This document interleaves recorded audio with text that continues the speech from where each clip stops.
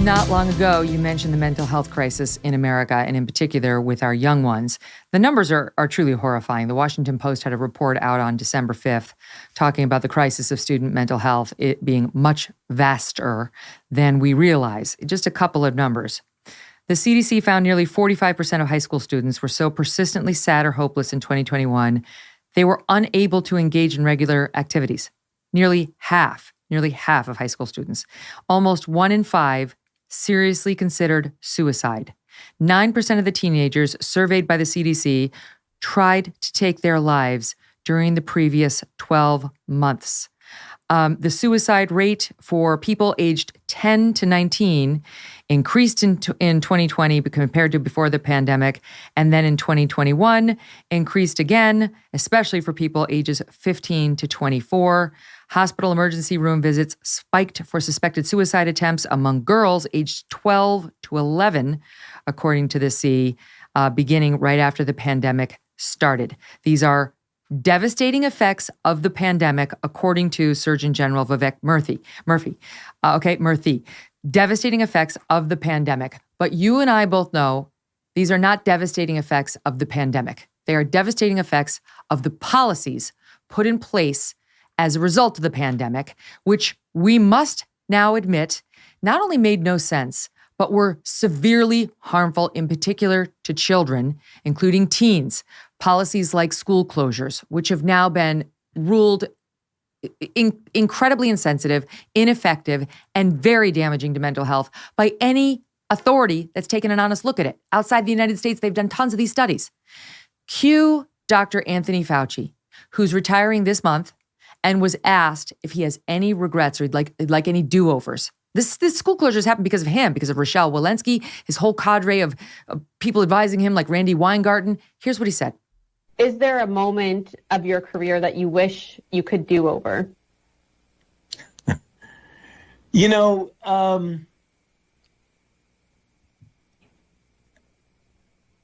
Yasmin, no. And I know people are going to respond to that, who say, well, what does he think? He's perfect. Absolutely. I'm the first to admit I'm far from perfect. But when you say do over, I really can't see something that I would do completely over. What do you make of it? What do you think? I mean, I look at that, it makes my blood boil. Well, again, maybe it's a theme that's occurring on your show today.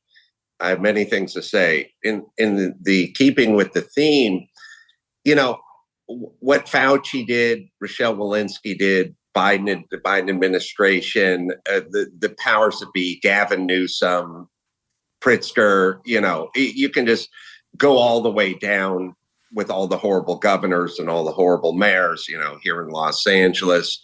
We have Barbara Ferrer. She's a kooky old dingbat who's not a real doctor, who's setting policy for.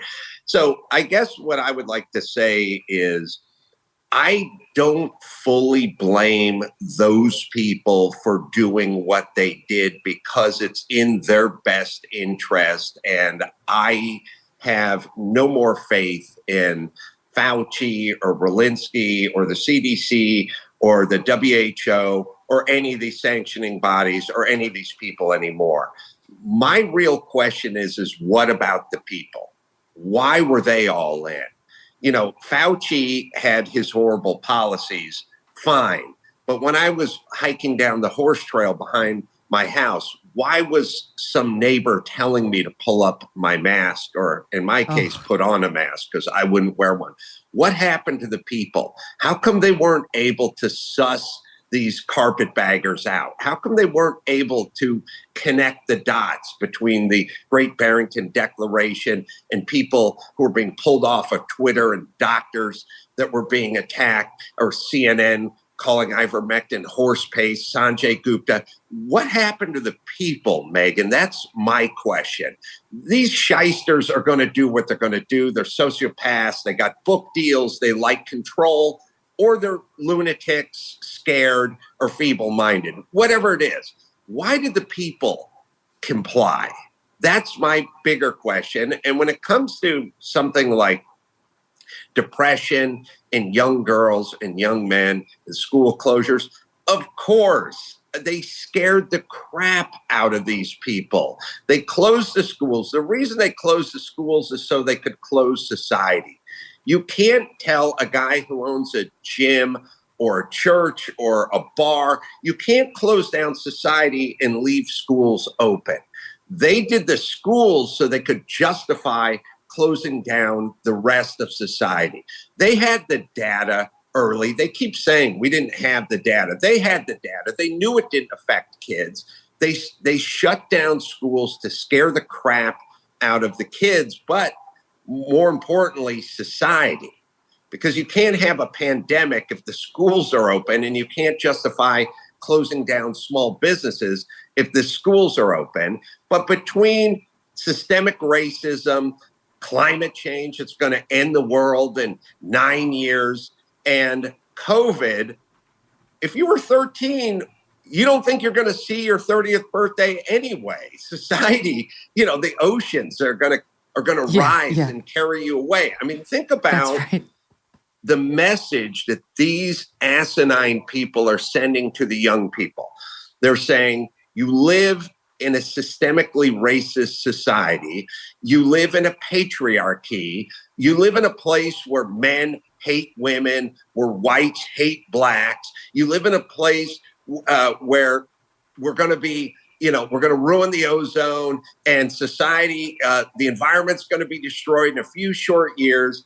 And there's all this hatred and divisiveness, but you need to be lifted up and empowered and feel good about yourself. Mm-hmm. Mm-hmm. Well, which is it? Why are you scaring the crap out of the kids and then expecting that they should be strong and their voices should be heard? You're confusing them about their sexuality. They're, birthing people, men or women, women or men. You're scrambling their brains, and then you're asking them to carry on.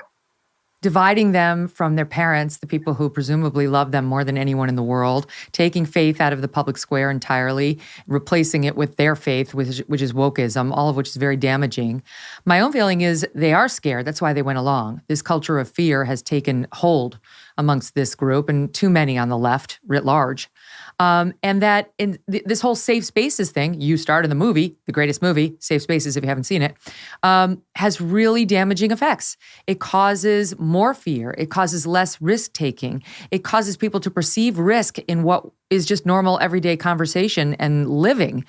And so that's how they respond. When an actual risk comes along, like a virus, which was potentially deadly for a lot of people, they don't have the skills to manage that risk. I'll give you an example. I told my audience last year, my little guy, he was in second grade.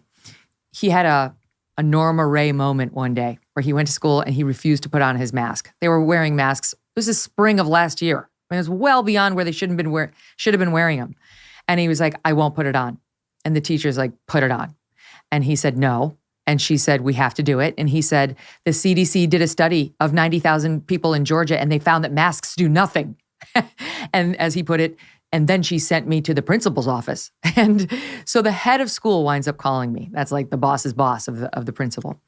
And saying, we could use some help with compliance. And I said, I got to be honest, I'm proud of him.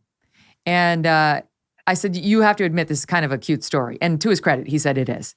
And I said, let's be honest, do you really want me and the other parents here? I know you need compliance to run a school to a large extent. But do you really want us raising a bunch of automatons who just go along without questioning when something doesn't make sense and they know it, or they've been given real data that is meaningful? No. So it's in part up to the parents to raise the next generation to take risks. You smart risks, yes, but not to run to the safe spaces. It's all connected. Did you know that traditional bed sheets can harbor more bacteria than a toilet seat? It can lead to acne, allergies, and stuffy noses. Miracle Brand offers a whole line of self-cleaning, eco-friendly bedding like sheets, pillowcases, and comforters that prevent 99% of bacteria and require 3 times less laundry. Miracle Brand sheets are thermoregulating and designed to keep you at the perfect temperature all night long, so you get better sleep every night. They're also infused with natural silver that prevents 99.9% of bacterial growth. Miracle sheets are the perfect gift for your spouse, friends, or your family. Who doesn't want better sleep and luxurious feeling bed sheets and sheets that don't cause allergies? And since these come with 3 free towels, you get 2 gifts in one. Stop sleeping on bacteria. Go to trymiracle.com/MK. Trymiracle.com/MK to try it today or gift it to someone special this holiday season. Save over 40% and be sure to use our promo code MK at checkout to save even more and get 3 free towels. And Miracle's so confident in their product, it's backed with a 30-day money-back guarantee as well. Upgrade your sleep with Miracle brand. Go to trymiracle.com/MK. Use that code MK to claim your free 3-piece towel set and save 40% off. Trymiracle.com/MK. Hey, thanks so much for watching. If you like what you just saw, hit the subscribe button for more clips and full episodes.